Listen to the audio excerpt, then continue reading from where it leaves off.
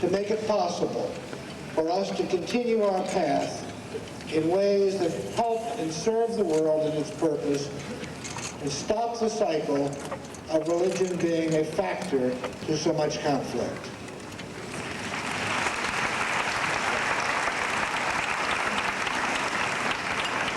I would like to ask now if the introduction to that declaration could be read to you.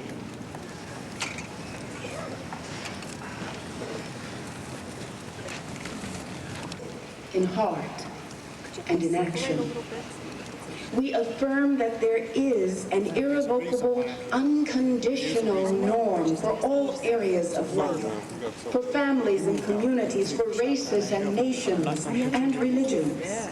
There already exist ancient guidelines for human behavior, which are found in the teachings of the religions of the world, and which are the condition for a sustainable world order. Forsaking violence as a means of settling differences, we must strive.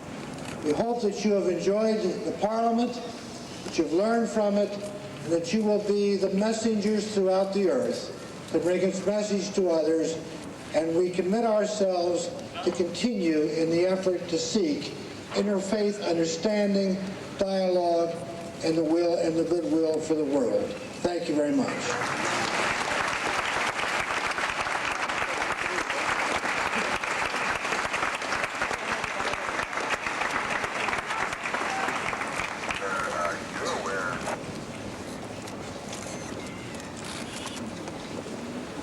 My name is Jeffrey Carlson. I teach in the Department of Religious Studies at DePaul University right here in Chicago. I'm co-chair of the Research Committee of the Council for a Parliament of the World's Religions, and I'm chair of the Metropolitan Interreligious Task Force of the Council.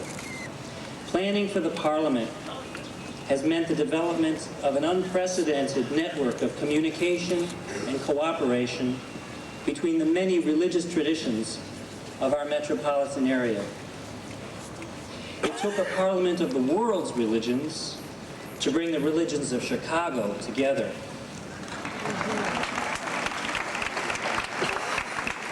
But come together we have, and we intend to stay together.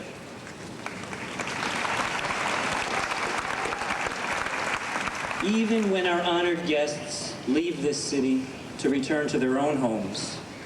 Over the past few years in our city, strangers have indeed begun to become neighbors, and we like it like that. We have at least made a beginning. I am pleased to tell you that just this past Tuesday, an assembly of 130 prominent metropolitan religious, spiritual, and civic leaders gathered over at St. James Episcopal Cathedral and signed a statement entitled, "Our Commitment to Interreligious Dialogue and Cooperation."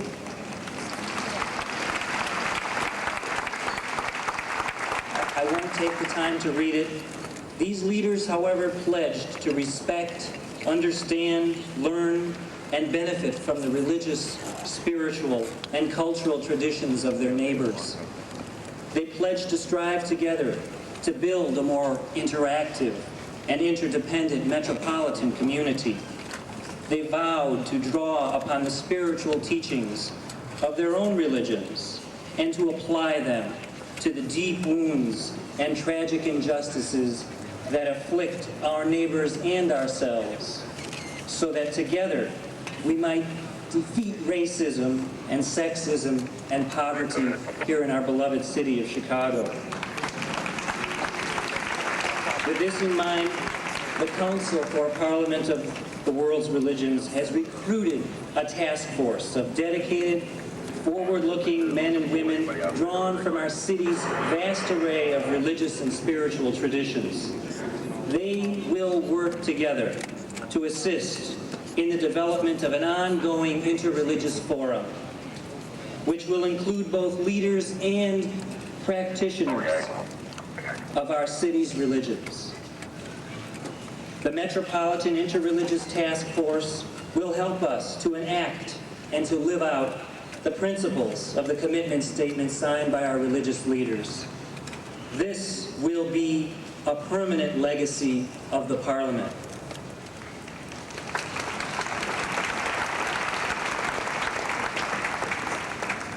DePaul University, which will be maintaining the archives of this great Parliament, has offered also to provide space for this new group at its Loop campus here in downtown Chicago. I am privileged to chair the task force, and I would like to take just 2 seconds to ask those of them, 16 or 18 of them scattered around here, and a bunch of them sitting over in that corner, to just stand for a moment. This is an excellent and energetic group that will be working very hard for you all in the future.